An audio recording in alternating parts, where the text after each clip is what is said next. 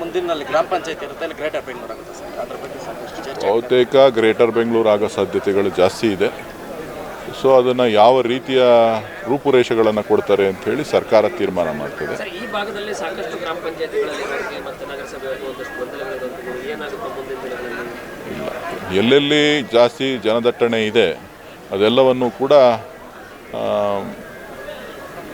Greater Bangalore ಒಳಗಡೆ ತಗೋಬೇಕು ಅಂಥೇಳಿ ನಾವು ಮಾನ್ಯ ಉಪಮುಖ್ಯಮಂತ್ರಿಗಳನ್ನು ಮನವಿ ಮಾಡಿದ್ದೇವೆ. ಅವರು ಕೂಡ ನೋಡಿದ್ದಾರೆ, ಜೊತೆಗೆ ಅಧಿಕಾರಿಗಳ ಸಭೆ ಕೂಡ ಮಾಡಿದ್ದಾರೆ. ಮುಂದಿನ ದಿನಗಳಲ್ಲಿ ಏನು ತೀರ್ಮಾನ ಮಾಡ್ತಾರೆ ಅಂತೇಳಿ ಸರ್ಕಾರ ಕ್ಯಾಬಿನೆಟ್ ತೀರ್ಮಾನ ಮಾಡಿ.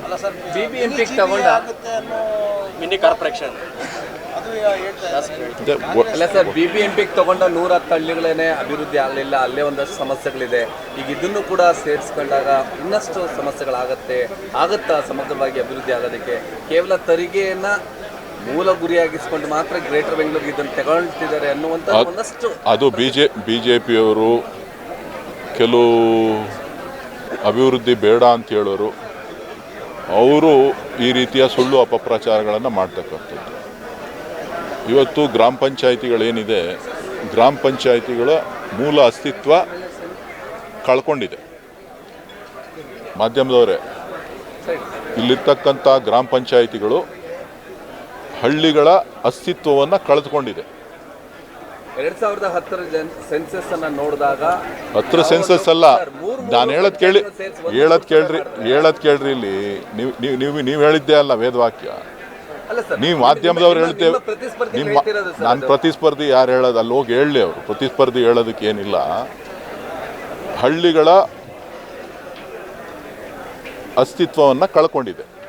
ಹಳ್ಳಿಗಳ ಅಸ್ತಿತ್ವವನ್ನು ಕಳ್ಕೊಂಡಿರೋದ್ರಿಂದ ನಾಗರಿಕರು ಇವತ್ತು ಮೂಲಭೂತ ಸೌಕರ್ಯಗಳನ್ನು ಕೇಳ್ತಾ ಇದ್ದಾರೆ. ಮೂಲಭೂತ ಸೌಕರ್ಯಗಳನ್ನು ಕೇಳುವಂಥ ಸಂದರ್ಭದಲ್ಲಿ ಸರ್ಕಾರದ ಹೆಚ್ಚಿನ ಅನುದಾನಗಳ ಅವಶ್ಯಕತೆ ಇರ್ತದೆ. ಗ್ರಾಮ ಪಂಚಾಯಿತಿಗಳಿಗೆ ಯಾವುದೇ ವಿಧವಾದಂಥ ಹೆಚ್ಚಿನ ಅನುದಾನ ಸಿಗೋದಿಲ್ಲ.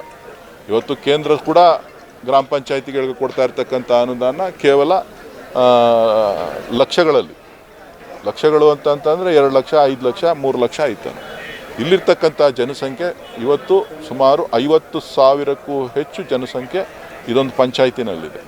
ಸುಮಾರು 30,000ಕ್ಕೂ ಹೆಚ್ಚು ಮನೆಗಳು, ಕುಟುಂಬಗಳು ವಾಸ ಮಾಡ್ತಾ ಇದೆ.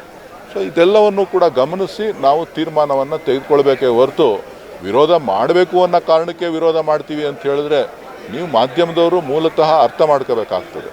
ನೀರು ಕೊಡಬೇಕು ಅಂತಂದರೆ ಬೆಂಗಳೂರು ಒಳಗಡೆ ಸೇರಬೇಕು, ಒಳಚರಂಡಿ ಕೊಡಬೇಕು ಅಂತಂದರೆ ಬೆಂಗಳೂರು ಒಳಗಡೆ ಸೇರಬೇಕು.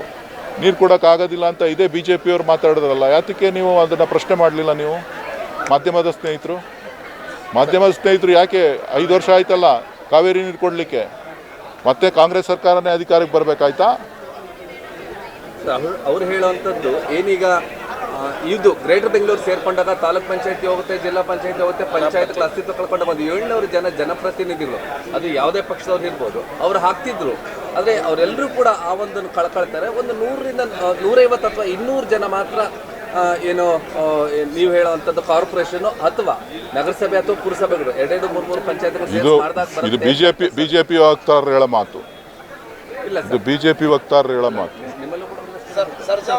ಸರ್ಜಾಪುರ ರೈತರ ಹೋರಾಟ ಇನ್ನೊಂದು ದಿನಕ್ಕೆ ಕಾಲಿಟ್ಟಿದೆ. ಯಾವ ಸರ್ಕಾರ ಜನಪ್ರತಿನಿಧಿಗಳು ಸುಮ್ಮನೆ ನಾಮಕಾವಸ್ಥೆಗೆ ಸಭೆ ಕರೀತಾರೆ, ಹಂಗೆ ವಾಪಸ್ ಕಳಿಸ್ತಾರೆ ಅಂತ ಆರೋಪ. ನೀವು ರೈತರ ಮೇಲೆ ಹೆಚ್ಚಿನ ಕಾಳಜಿ ಇಟ್ಕೊಂಡಿರುವಂತ ತಾಲೂಕು ಅಂತ ಹೇಳಿದ್ರೆ ಜಾಸ್ತಿ ಪ್ರೀತಿ ಇಟ್ಕೊಂಡಿದ್ದೇವೆ. ನೋಡಪ್ಪ, ನನ್ನ ಕೈಲಾದಂಥ ಇತಿಮಿತಿ ಒಳಗಡೆ ನಾನು ಏನು ಬೇಕೋ ಕೆಲಸ ಮಾಡಲಿಕ್ಕೆ ಬದ್ಧನಾಗಿದ್ದೇನೆ.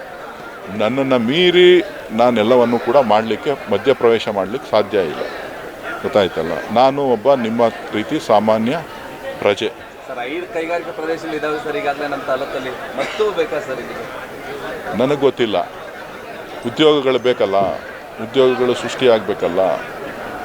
5 ಕೈಗಾರಿಕಾ ಪ್ರದೇಶ ಇರೋದ್ರಿಂದನೇ ಇವತ್ತು ಆನೇಕಲ್ ತಾಲೂಕು ಹೆಚ್ಚು ಅಭಿವೃದ್ಧಿಯನ್ನು ಹೊಂದಲಿಕ್ಕೆ ಸಾಧ್ಯ ಆಗಿರ್ತಕ್ಕಂಥದ್ದು. ಆರ್ಥಿಕವಾಗಿ ಜನ ಮೇಲೆ ಬರಲಿಕ್ಕೆ ಸಾಧ್ಯವಾಗ್ತಾ ಇರ್ತಕ್ಕಂಥದ್ದು. ಸೊ ಒಂದಕ್ಕೊಂದಕ್ಕೆ ಲಿಂಕ್ ಇರ್ತದೆ, ಹಂತವಾಗಿ ಅಭಿವೃದ್ಧಿ ಆಗ್ತದೆ. ಕಾದು ನೋಡೋಣ ಸರ್ಕಾರ ಏನು ತೀರ್ಮಾನ ತಗೊಳ್ಳಿ. ಹಾಸನದಲ್ಲಿ ದೇವೇಗೌಡರು ಸರ್ಕಾರ ನಮ್ಮ ಕುಟುಂಬವನ್ನು ಮುಗಿಸುವಂಥ ಕೆಲಸ ಮಾಡ್ತಾರೆ ರೀತಿಯಲ್ಲಿ ಮಾತಾಡಿದ್ದಾರೆ. ಒಳ್ಳೆಯದಾಗಲಿ.